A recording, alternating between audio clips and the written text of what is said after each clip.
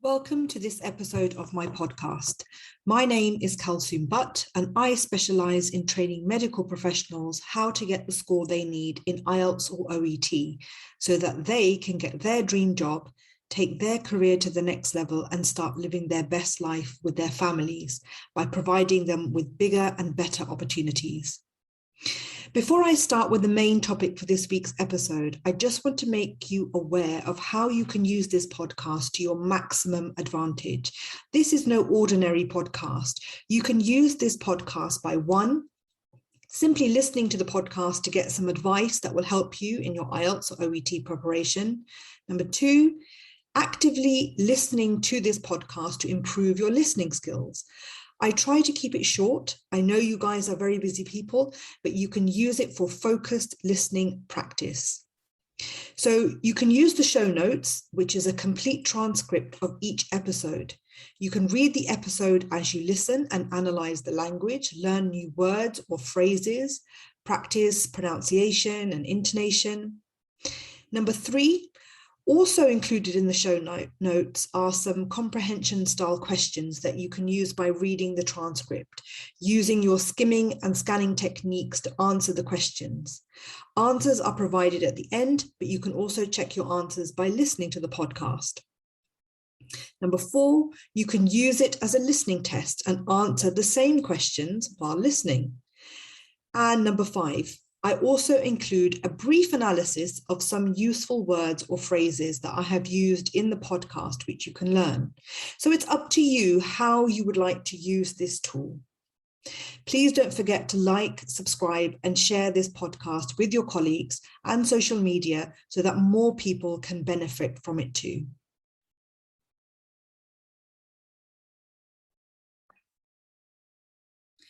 So before we start the main episode, I want to tell you about my exciting new free training that you can access right now.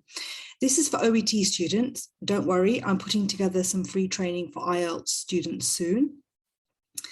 This training is all about getting you organized and focused on the correct fundamentals of your preparation so that you are on the right track to getting the score you need in OET. It covers how to have the right study mindset. I show you how to find time to study every day, no matter how busy you are. I show you how to create a practical study timetable every week. I show you the exact skills you need to improve and how to improve them. So your reading, your listening, your speaking, and your writing skills. I show you reliable free resources to use to improve each subskill and how to use these resources. And I talk about understanding the marking criteria and how this can help you to prepare and improve, and also how to improve your grammar and vocabulary. So if you're taking the test for the first time or you've taken it a few times, this training is a must if you want to make sure you are doing all the right fundamental things in your preparation. You can find the link to the training in the show notes, where you will also find links to my private study groups for both IELTS and OET in Facebook. Okay, on with this episode. So this episode is all about understanding pronunciation and how you can improve it. This episode is relevant for both IELTS and OET. Now, the best way to understand pronunciation and what is required from you to get a band 7 or above for IELTS or a grade C+ or above for OET is to, well, you should know the answer by now. It's to look at the marking criteria. The marking criteria for pronunciation is very similar for both IELTS and OET. The wording is different, but it basically means the same thing. So in OET, the marking criteria talks about intelligibility. This means how well you are understood, how clear you are. It looks at how well you use pronunciation features such as stress, intonation, and rhythm, and if you use these effectively. And it also talks about first language accent and how much of an effect it has on intelligibility, meaning does it stop the examiner from understanding you? Does your accent stop the examiner from understanding you? So that's OET.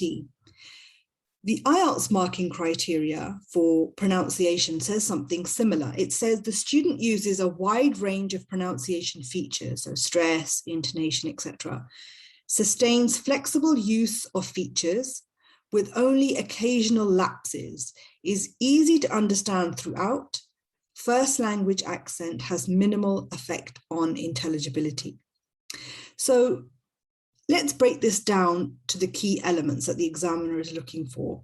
The marking criteria for both talks about 4 main areas. So both the marking criteria talk about 4 main areas: intelligibility, flexibility, and wide range of pronunciation features, and fourthly, your accent having an effect on intelligibility. So how much of an effect your accent has on how clearly you are understood.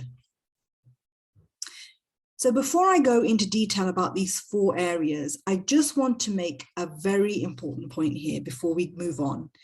There is a common misconception that good pronunciation means having a British accent or an American accent, to the extent that some students actually try to change their accents to a British or an American accent, or they try to adopt a British accent or an American accent. Nowhere in the marking criteria does it say you must have any type of accent. I've just gone through the marking criteria for pronunciation for both OET and IELTS, and nowhere does it talk about having a British accent or an American accent. So please do not waste your time and effort into this. There is a big difference between accent and pronunciation, and this will become clearer to you later on. So let's talk first of all about intelligibility and accent, because the two are linked. What does this mean? What does intelligibility mean? It basically means clarity. It basically means, is it easy to understand what you are saying? Is the examiner able to understand what you are saying easily, or do they struggle to understand? Do they have to struggle to understand? Do they have to make an extra effort to understand what you are saying? This is the first thing the examiner will be assessing you on. When it comes to pronunciation, this is the first thing you need to analyze and improve on. Speaking clearly. This is the first thing you need to focus on, analyze and improve. The key to improving intelligibility is to understand where your accent is affecting your pronunciation. Having an accent is okay. That's not the problem. The problem comes when it stops you from sounding clear. It stops you from being understood. And it's really important that you understand that point. Now, there are a number of things you can do to help minimize this problem. All languages have certain issues when it comes to speaking English, and you need to find out what the common pronunciation issues are for your language. So there are a number of ways that you can do this, and I'm going to go through all of those. So the first thing you can do is just simply by Googling it.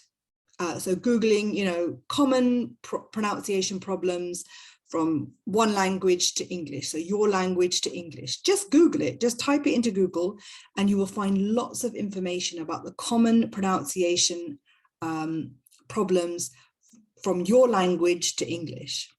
And just focus on improving those things. You'll find plenty of information and help on the internet.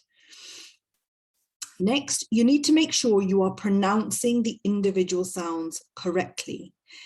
In some countries, phonetics, so the sounds of the actual sounds in the language, can be taught in different ways, and this can affect your pronunciation. If you've been taught it a certain way when you were a child, or even when you're a bit older, and if it can vary sometimes, and sometimes it's not very accurate, and you've just got into the habit of pronouncing words in a certain way. Sometimes that sound that's in English, you don't have that sound in your language. It can be a completely new sound. So that can be an issue sometimes. It can be hard to produce that sound. So a really good resource is the interactive phonemic chart. And if you go to www.teachingenglish.org.uk/article/phonemic chart, it's a fantastic resource where you can click on any sound. So it will have all the sounds in the English language, and you can click on any of the sounds and you can actually hear it, how it's pronounced, and you can just practice with that chart. I'll leave all the links that I mentioned in the show notes for you to have a look at. Next, the Oxford Learners Dictionary, which is also online. You just need to, if you just type in to Google Oxford Learners Dictionary, it will come up right at the top. Again, I will leave the link in the show notes. This is a great resource. It has phonetic spelling of all the words, and you can click on the word to hear the pronunciation. Just make a list of the words that you pronounce incorrectly, or you find hard to pronounce, or you don't sound clear enough when you're saying those words, and just use the dictionary to practice every day those words. This could be a great DNN, a daily non-negotiable. So the task that you do on a daily basis, no matter how busy you get, so that you just spend 5 minutes going over 5 words or 10 words and just practice pronouncing them correctly using the Oxford Learners Dictionary. Another great website is howdyousay.com. Again, I will leave it in the show notes, the link. This site helps with the physical side of pronunciation. So it focuses on the correct movement of your tongue, your lips, your jaw, and your teeth. And this is such a great resource as it helps you realize that pronunciation is a physical skill. It's not a mental skill like reading, so skimming, scanning, and things like that. It's a physical skill. You actually have to produce the sound by, manipulating, where you put your tongue, your teeth, and so on. So that's a really good resource there. Another really fun way to test how clear your pronunciation is to use voice recognition apps on your phone. So for example, on an iPhone, you have Siri. And in order to speak to Siri or to ask Siri to do something or to search something, you have to be very clear. You have to say the words very clearly, otherwise Siri won't be able to understand what you're saying. So if it doesn't work, then you know that you haven't pronounced the words clearly.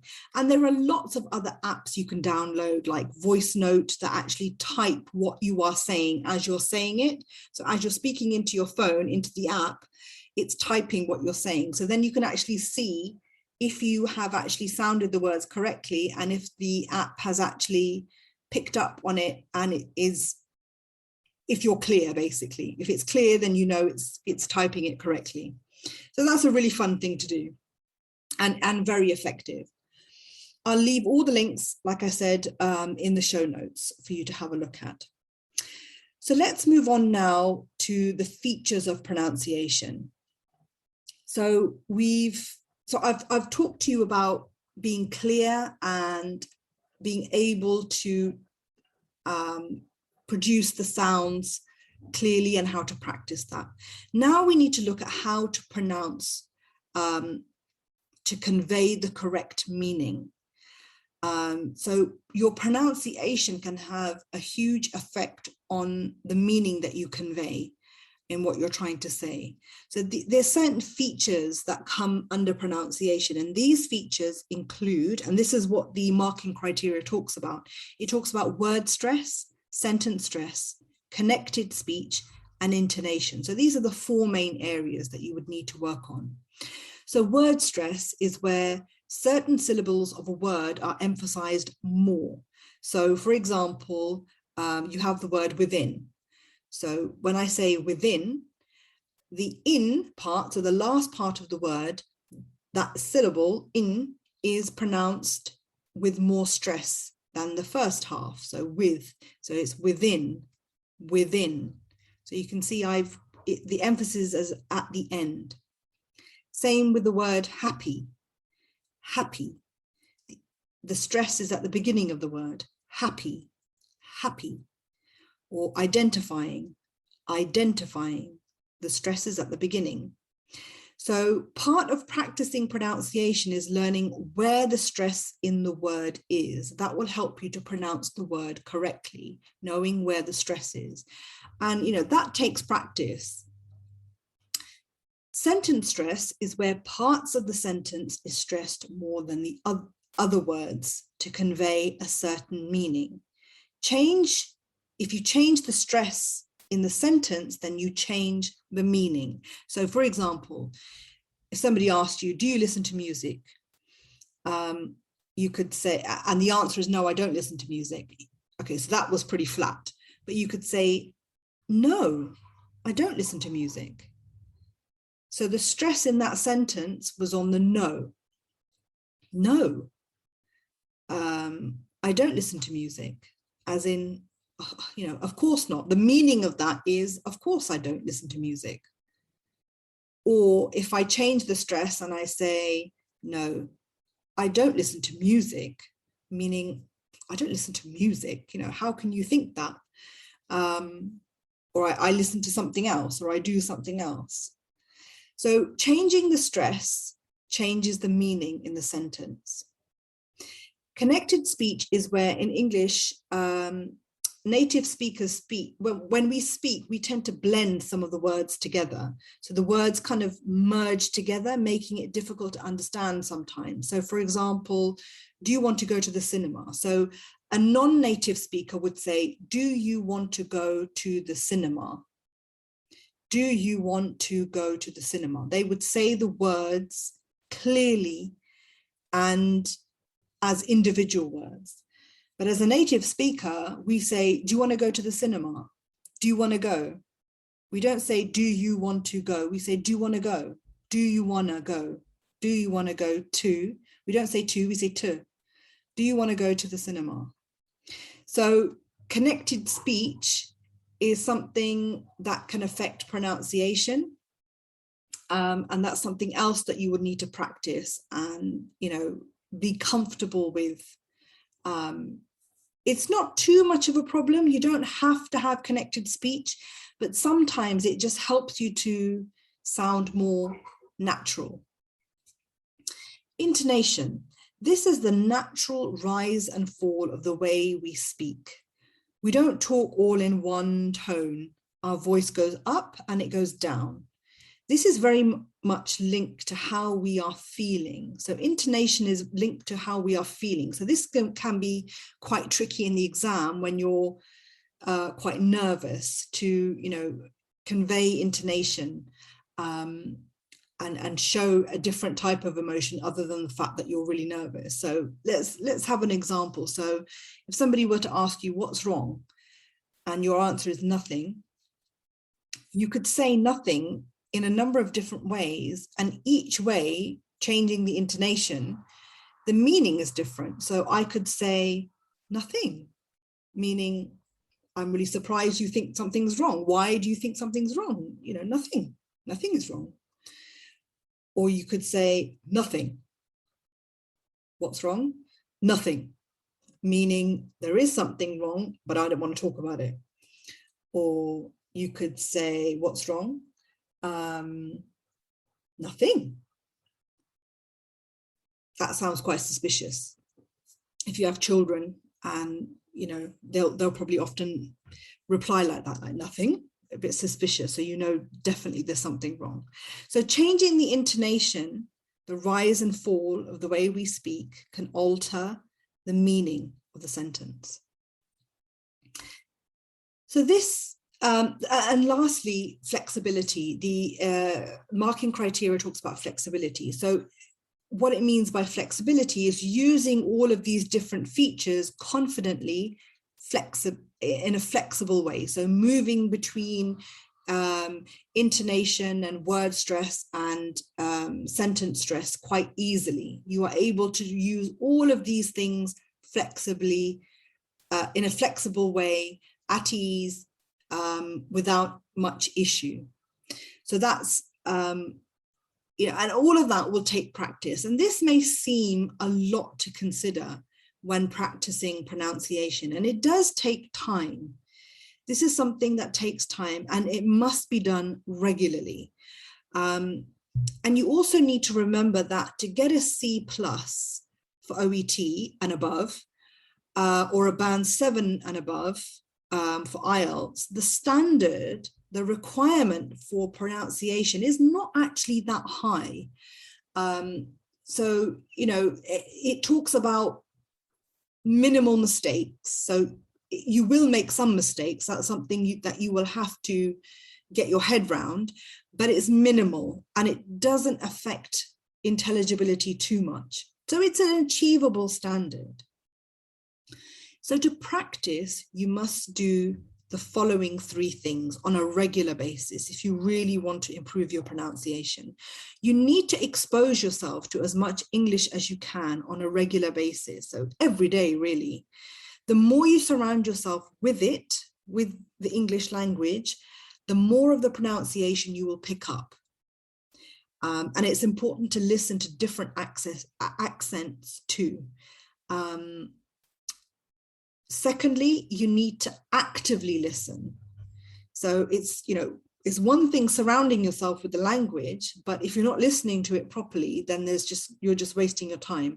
You need to actively listen and notice the pronunciation as you listen. Pick up on pronunciation features as you listen. Analyze it. Go over it again and again and again. Thirdly, you need to actually produce the words and practice the pronunciation by recording yourself and listening back to yourself, perhaps, by mimicking what you hear. So, taking a short clip of a video, perhaps, or a podcast, this podcast, and just mimicking the pronunciation, copying it. So actually copying as you listen. Just repeat the pronunciation and practice it that way. Think of a child learning to speak. They are never taught how to pronounce. They simply are exposed to words and sounds all day long, and they notice. The child notices how sounds are made by listening. And then they start producing the sounds themselves. They get it wrong in the beginning, and it's difficult to understand what they're saying, but they just keep practicing. And they become clearer. So try taking short chunks of language. So like I said, short clips of a video or an audio, and analyze it. It could just be 5 minutes or 2 minutes. Analyze that piece of speaking and, analyze where the word stresses are, where the sentence stress is. Look at the intonation, listen to the intonation. Where is the intonation? Where is the voice going up and down? Why is it going up and down? What meaning does that convey? Is there any connected speech? Try copying the pronunciation with all the features, record yourself and listen back and analyze if what you are saying is clearly understood. Can you clearly understand yourself? Maybe get someone else to listen to it and see if they can understand what you are saying. Remember, you're listening for pronunciation, not for your accent. And you're only concentrating on minimizing where your accent is making your pronunciation unclear. So I hope that, the differentiation I've made between accent and pronunciation is clear. You won't get it right the first time. You'll make lots of mistakes and probably sound very silly, but it's better to make the mistakes now and sound silly now than in the exam. Now you can fix all the mistakes. Once once you make these mistakes in the exam, you can't do anything about it. So there is a lot of practical advice here and resources you can put into practice and access to help you to improve your pronunciation. My question to you now is, how are you going to use this in your preparation? What are you going to do with all this advice? You need to go and give it a go. Let me know how you get on. And if you have any questions, just let me know. I've left all the links I have mentioned in the episode in the show notes and how you can contact me. I've left links to how you can access my free OET training, all about preparing for OET the right way. It's all there in the show notes. Remember, you've just utilized a great resource just by listening to these podcasts. So use this transcript and this episode to analyze my pronunciation. I'm a native speaker, analyze the connected speech, analyze the intonation, and etc., etc. So you've got a great resource just here right now. So go get to work, put in the hard work. Even if you don't feel like it, it will be worth it in the end when you've got that job and the life you've been dreaming about with your family. And also, just a final point, I forgot to mention, all of this, practicing your pronunciation, it will help you with your listening immensely. Because remember, you're listening to different accents and things like that, different speed of talking, intonation. It all will help you, not just with your speaking, but with your listening as well. So it's really, really worth spending the time on this. It's much like vocabulary. Vocabulary helps you with everything. And working on pronunciation will help you with speaking, and it will help you with listening. Anyway, that was the final bit of advice there. Let me know if you have any questions. I'm always here to help, and I'll see you in the next episode. I really hope you have found this episode useful. Please let me know if you have. I would love to get your feedback, and if there is something you would like me to do an episode on for IELTS or for OET, please just let me know. The details on how you can contact me are in the show notes of this episode. And remember, nothing changes if nothing changes. If you are not willing to change or implement advice and you keep doing the same thing, you will keep getting the same results again and again. Real progress, real improvement comes when you push yourself outside of your comfort zone. Please don't forget to like, subscribe, and share this podcast with your colleagues and on your social media so that more people can benefit too. Take care and keep working hard.